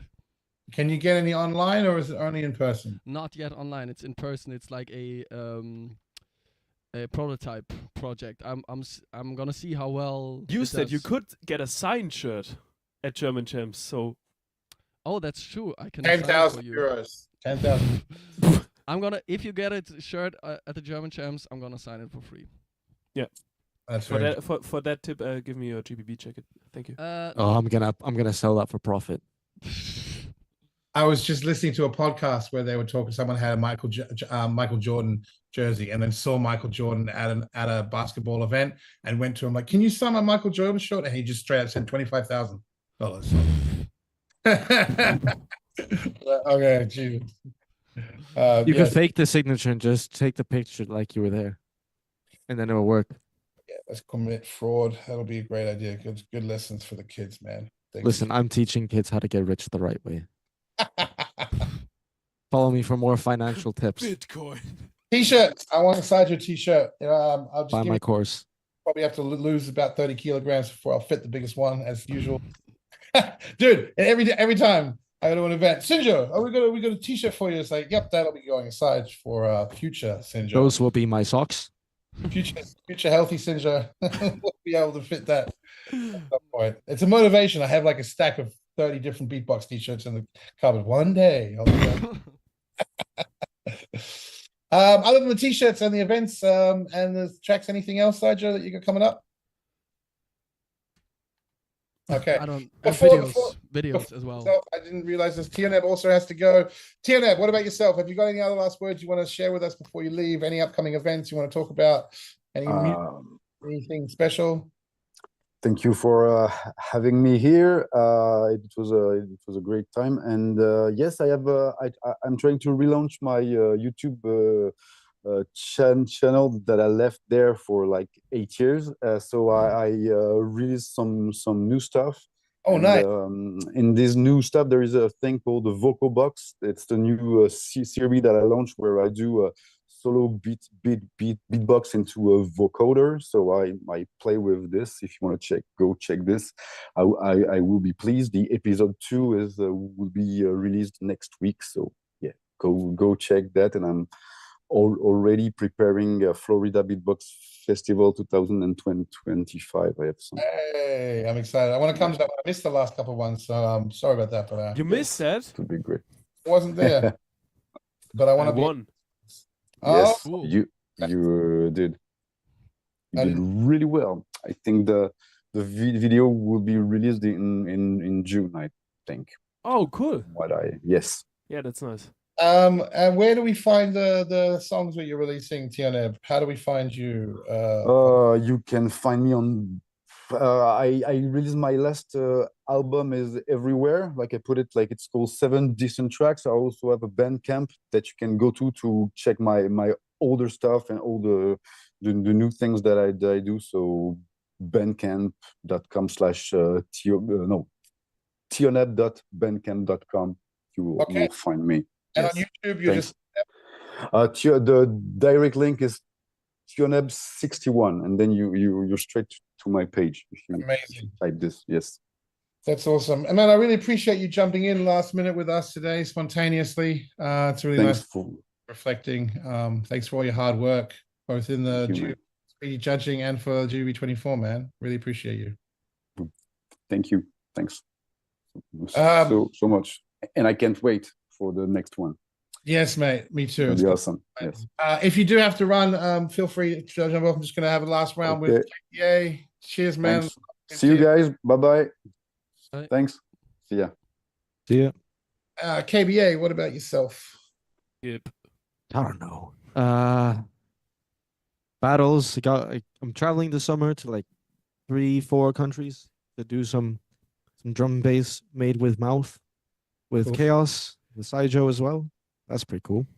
That's awesome. Yeah, just excited to be done with my thesis so I can exist like a normal human again. Like that's all I can think about at the moment. Just writing economic theories. I hate it, but what it is. But it's worth it once it's done, man. It's one of the best feelings when you get yeah. The day after, I'm gonna drink so much. KBA the role model. I'm gonna fly over. Yes. Oh yes. Actually, there's a festival happening the day after. When is it? Like the 29th, 30th of May, something like this. Oh, it's pretty Actually soon. could do that. You're in the middle. You know what? KAOS. Let's make, because then we can also make that the intro stuff for Loop Mayhem. True. So we should actually. Yeah. Okay, it's done. Let's over. write about it. Yeah. Okay, cool. Amazing. Other than that, other than your thesis, have you got any other things you want to plug for the people in the chat? I am currently. I'm working on approximately 12 to 13 tracks right now. It's not going to be an album. I'm just going to release them one by one as I'm going. But yeah, all the GBB stuff is happening. It's just I'm busy with uni. So once I'm done with uni, I will start to release stuff. But I'm just so much of a perfectionist when it comes to mix and stuff that it takes me ages to finish anything. So it. By the way, my tracks are also coming out, but it takes some time. Yes. That's the thing with producer, right? Because I feel like if it's solo beatbox, you just like you send it to some dude who's like SYNJO, who's like good at mixing solo beatbox, and you just like here are my sounds, put it together, cheers. But like with us, it's like, is this the right overdrive distortion I'm using right now? And you're just like, and like your life just. Guys, I really gotta go now. It's really my time. So. Yes, love you, mate. Thanks for joining. Bye. No problem. Soon. Take care. Oh, finally, it's just us, man. I've been waiting for. All right, yeah. We only want vice champs and champs anyway, you know. Oh. I'm kidding, guys. I'm kidding. No, but I think we're at the point of wrapping up anyway. Unless you have any other last things you want to say to the lovely people in the chat. I want to say a big shout out to everyone who joined the stream today. Illegal Mima, you've been very active in the chat. Appreciate you, man. And Peter's still here, man. What respect. You stuck through, sitting in the background. But no, shout outs to SYNJO for running all these streams, guys. That deserves a like because he's keeping you, and Hideful as well in the back doing all this work. I want to say a big shout out to Hideful for sure, man. He's been putting in a lot of hard work for these streams, so he's definitely underrated, and he's not in front of the face, so you don't see him, but he's sitting here doing a lot of work. So big ups, Hideful. Thank you. There you go. Yeah. I'm gonna try to figure out a way to incorporate him at some point into the streams as well, so he can jump in over the top as like a.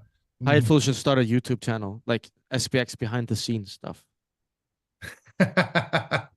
Well, the thing is, we haven't actually met in person. We've been working together for years. Really? Hideful, where are you from? He's in Russia. Okay, cool. Yeah. I don't know how the travel situation is there at the moment, but Okay, well there you go. It's not great. I heard in my right ear to put it. He said very politely and very good words. It's not great. Yeah. And so let's leave it at that one. There you But yeah, also I want to say to everyone, please go and follow these artists. Go, and it should be a description in the description, Instagram links and all that stuff. Go show these guys some love. Give them a like, give them a follow, give them a share. Listen to their music on Spotify, on YouTube. Get those views up. Get these guys getting some royalties, because the music industry is messed up. I gotta say, it's Yep. Spam your favorite drum and bass labels. Get them to book us. Yes, definitely. That's a big one. No, it's a tough one right now, because music doesn't make money anymore. It's performing. Performances do. Yeah, that's what you've got to get. And to get performances, you need the numbers, and then and it's a roll. So yeah, it's kind of weird because I mean, in order to get performances, you need to make music, and you need to do like considerably well in music, and that on its own is like a huge money and time investment. So before you even make any money, you're like severely in a minus with music. You've in the past you would make the music, and then the music would get big, and from that you would make a really good income, and then the shows would come, and that would be the icing on the cake. And now you've got to do all that work with no income, and then the shows come. Yeah. And then even when the shows come, they'll pay you an exposure to start with, and you're like, okay, nice. Well, that's where you need a manager and someone to negotiate for you, because I know how many times they're going to lowball you every time. They know the position they're in, especially after COVID. So yeah, true. It's just about having confidence in yourself, because we're terrified of losing an opportunity. So, and they know that. So they'll hit you up and you're like, oh, this is one of the biggest. I've always wanted to play there. Yeah, I guess I'll do it for a really low amount, or just for like covering expenses. But you'll be surprised by how much, if you just say, I want 500, or you give a number, they'll actually say yes. It's just we're terrified of rejection. And sometimes it's good to actually go through that rejection to get your kind of, you know, SYNJO, you should start a podcast with like some of the guys that want to break into the music scene, where you just like educate them on what to do, because I feel like honestly it would help so many people. You should also do the same with mix, because I feel like you're sitting on a lot of knowledge that there's a lot of people in the beatboxing community that could really value from hearing. I appreciate that, but it's actually stuff I've been thinking, I mean, for years, but really recently, because I'm renovating my studio right now, turning into a podcast station where I'm actually putting it out for other people to use. It's like a side business. And I'm going to start, once it's finished, doing acoustic treatment, proper lighting, doing all of this fancy stuff to make it look real clean, buying cameras and everything. It's just going through that right now. So when that's done, that's actually my plan. I've got a list of types of podcasts and topics I want to do. Stuff where I just invite guys like you guys just to come and chat and we talk about stuff, but then also ones where I go into detail about these kind of things, because I agree with you. I wish I'd had more time and more energy to talk about more of this stuff sooner, because I think it's yeah, because I think you have a lot of just value that could, I think just you talking an hour about things we're all doing wrong, and I'm like, even us that are like at the so-called top of the beatboxing community, it's like you're probably there saying like, what are you guys, why aren't you guys got like an artist bio, like a profile, why aren't you guys sending this out to these labels and doing all this? And but you know, we're all like, we're still, you have all this information that I think, for example, us people that now have kind of done it in the beatbox community, want to go up play shows, you probably teach us a lot. Yeah, I would like to. I want to see the beatbox community thrive, and I hope I can bring some valuable knowledge in to do that. It's a time and effort, and yeah, absolutely. But I'm in a place now finally where I might be able to kind of invest that time.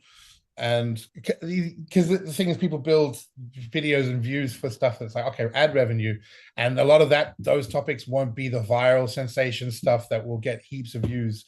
It'll be more passion projects. Yeah, sure. But I want to get that going. I want to and I'm in a place now where I might be able to have the time in there and energy and resources to be able to do that. So thanks, man. I appreciate it. But I've been wanting to do that. I want to get you guys on there. Definitely at one point. Just have that's the last serious thing you're gonna hear from me. From now on, I'll only chat shit. No, I appreciate you guys being here, man. And it's been a really fun ride with you guys with this new category. And congratulations on getting through to the next year as well. Thank you very much. It's gonna be a really interesting one. I need my revenge. Well, I mean, Chaos is coming in hot with his oh, it's me. Listen, this goes back further. This is Denmark against Germany. This has history. It's You're outnumbered this time as well, man. I think but we won last time. If I wouldn't participate again, I think Casper would like kill me.